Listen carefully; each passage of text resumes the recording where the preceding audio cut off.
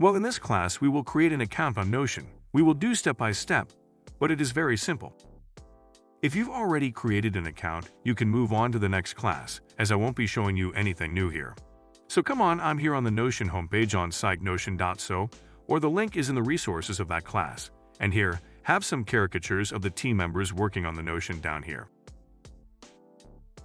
It says the Notion is all-in-one, and literally it is. Let's create our account. It has it up here. In a field where we can put our email, then we will put the email to make the registration.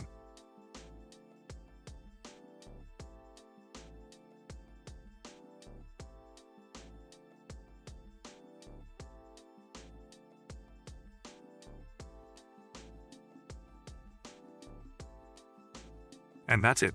It doesn't even ask for confirmation. We are already registered, and on this page, it asks you to choose which type of account you want. Whether you want individual or for teams, let's choose individual and click Take Me to Notion. And that's it. Here we are on the homepage. He already creates his account with some tutorials. In this first little balloon, it says it has some templates for us to start using, and we can already delete them. And that's the initial structure of the Notion, is where we're going to work.